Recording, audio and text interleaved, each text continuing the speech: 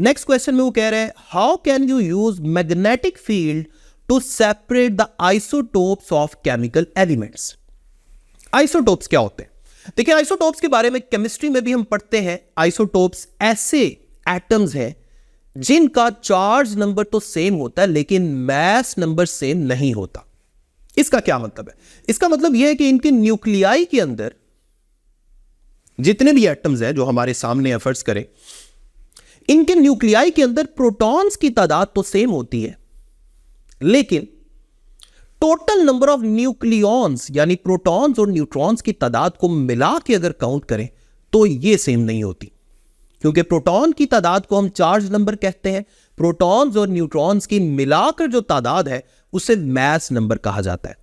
तो ऐसे एटम्स जिनका मास नंबर डिफरेंट है, ये मैं ये भी कह सकता हूं कि जिनका मास डिफरेंट है, उनको आइसोटोप्स बोलते हैं और इनका चार्ज बिल्कुल सेम होता है।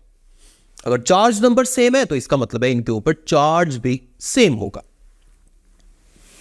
अब हमने करना क्या है, इसी तरह के जो आइसोटोप्स है, फर्ज कर लें किसी केमिकल एलिमेंट के आइसोटोप्स को हमने अलग अलग करना है।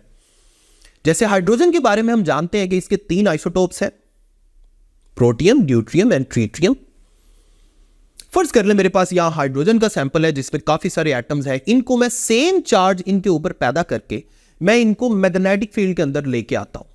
इमेजिन करें कि मैग्नेटिक फील्ड है इनटू द पेपर और सारे चार्ज पार्टिकल, ये जो आइसोटोप्स है, इन पे एक जैसा चार्ज पैदा करके मैं इनको अपनी तरफ मूव करवा रहा हूं।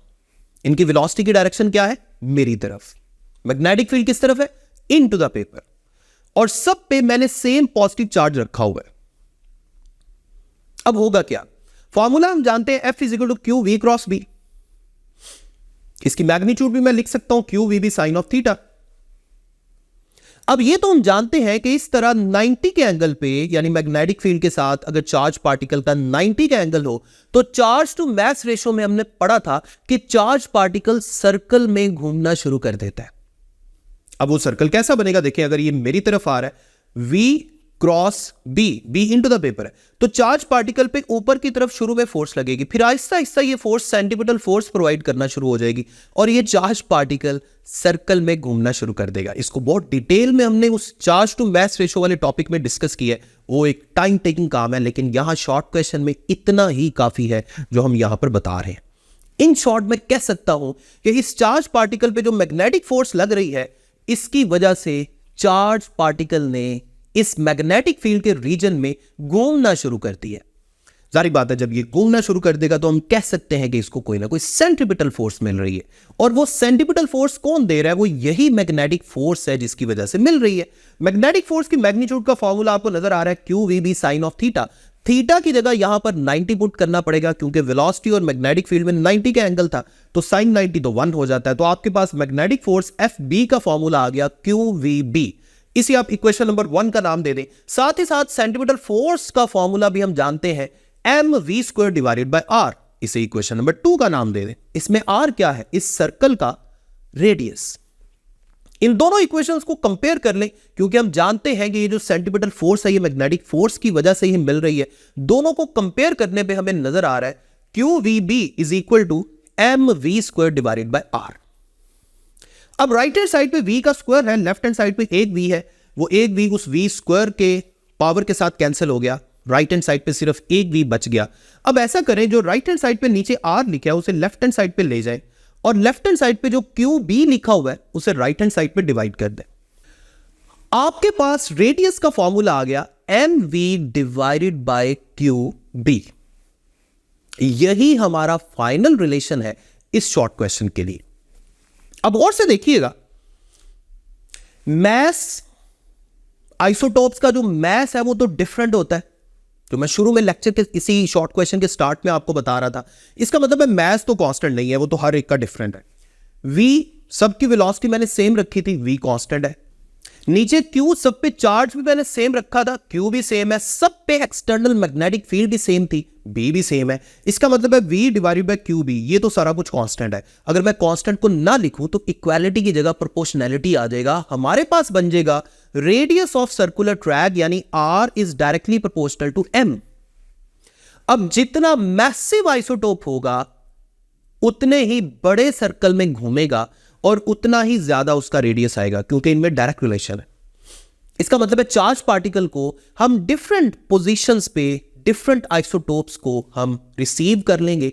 अब यहां पर मैं 3 आइसोटोप कंसीडर कर रहा था, तो जाहिर बात है 3 सर्कल्स बनेंगे। आप गौर करें 3 सर्कल बन रहे हैं, एक छोटा सर्कल है, एक उससे बड़ा और एक उससे बड़ा। तो जो सबसे स्मॉल सर्कल है, जाहिर बात है इस आइसोटोप का मास भी सबसे कम है।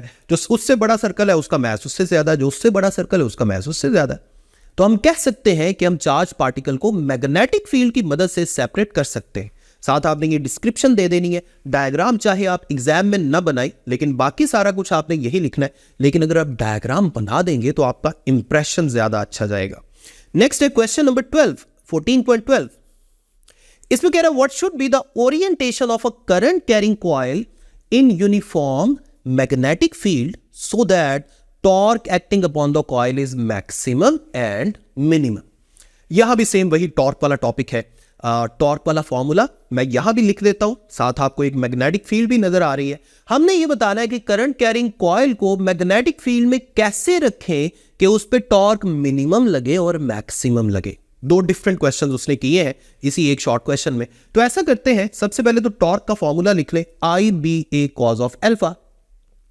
आई करंट है, बी मैग्नेटिक फील्ड है, ए उस लूप का सरफेस एरिया है, और अल्फा जो है ये सरफेस ऑफ कॉइल और मैग्नेटिक फील्ड के दरमियान बनने वाला एंगल है।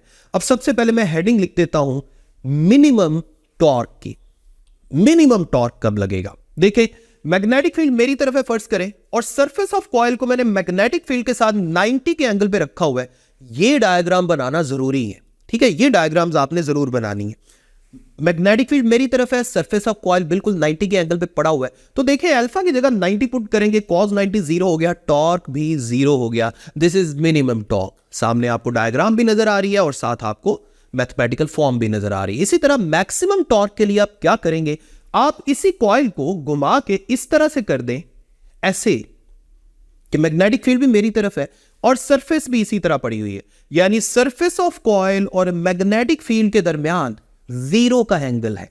अब फॉर्मूला में tau is equal to I B A cos zero, alpha की जगह जीरो पुट कर दिया, और कॉस जीरो की वैल्यू मैक्सिमम होती है यानी 1 होती है, इसकी जगह 1 आ गया। Torque is equal to I B A, और ये टॉर्क की मैक्सिमम वैल्यू है क्योंकि यहां पर कॉस फंक्शन की वैल्यू हमने मैक्सिमम यानी 1 पुट की है।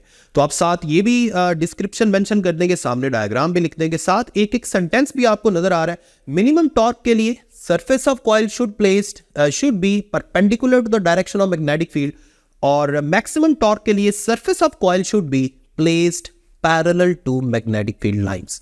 तो ये इस क्वेश्चन का आंसर हो गया। नेक्स्ट है हमारे पास 14.3। 14.3 में कह रहा है a loop of wire is suspended between the poles of magnet with its plane parallel to the pole faces। अब जरा गौर से देखिए, मैं एक डायग्राम बनाने लगा हूं, यानी यहां पर एक हॉर्स शू मैग्नेट है जो मैंने कंसिडर किया है।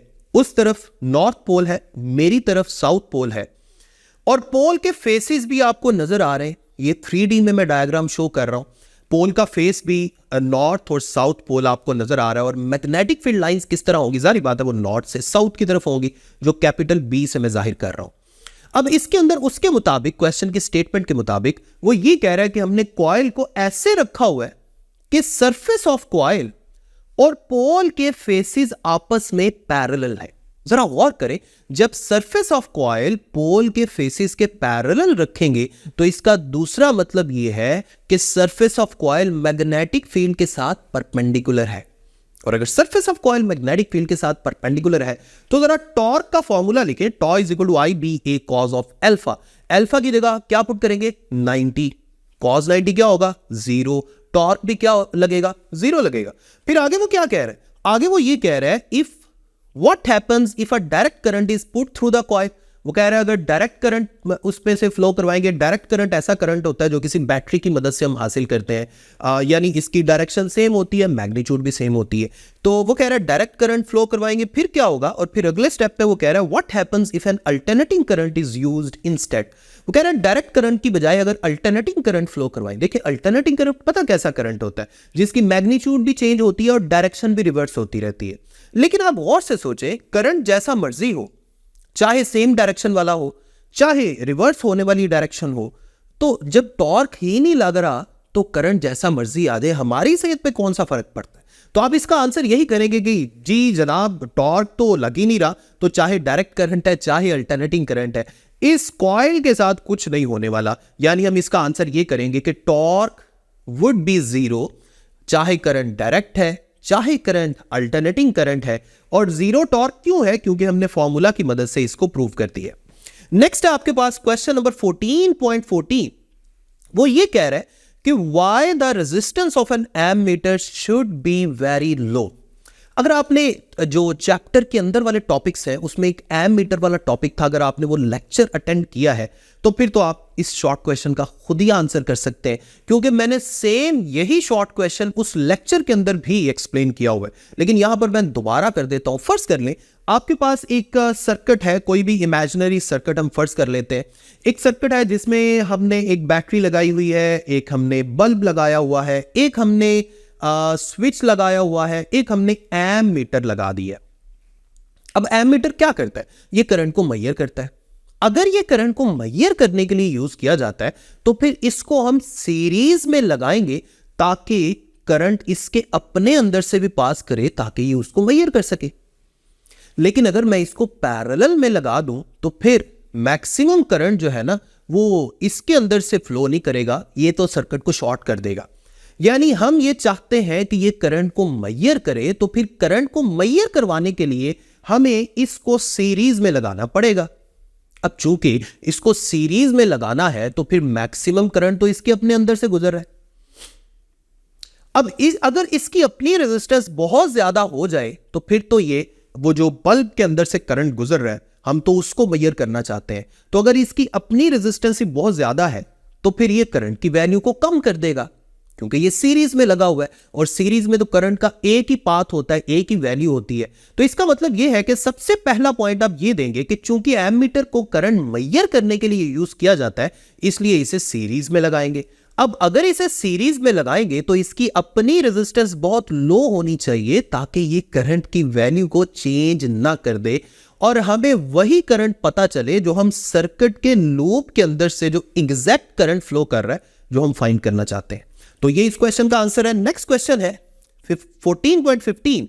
इसमें ये कह रहा है कि why the volt meter should have a very high resistance. वो कह रहा है वोल्ट मीटर की रेजिस्टेंस हाई क्यों होनी चाहिए। देखिए इस क्वेश्चन के आंसर के लिए भी मैंने आपको उस लेक्चर में चैप्टर के अंदर जो हमने लेक्चर पढ़ा था वोल्ट मीटर वाला उसमें बताया था, लेकिन यहां मैं दोबारा बता रहा हूं।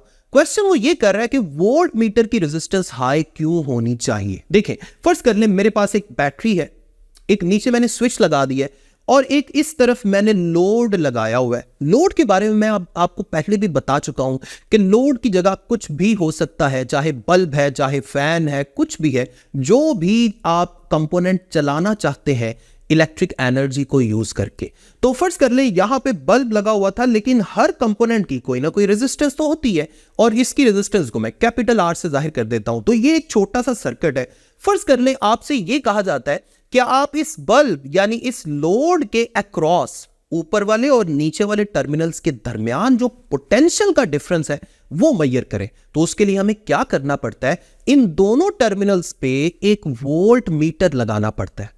यानी हम कह सकते हैं कि अगर हमने पोटेंशियल डिफरेंस मेजर करना है तो वोल्ट मीटर को उस कंपोनेंट के साथ हमेशा पैरेलल में लगाएंगे। ये कौन सा कॉम्बिनेशन है? Parallel combination. और पैरेलल कॉम्बिनेशन का मतलब यह है कि जो बैटरी से करंट आ रहा है उसको एक से ज्यादा रास्ते मिल गए।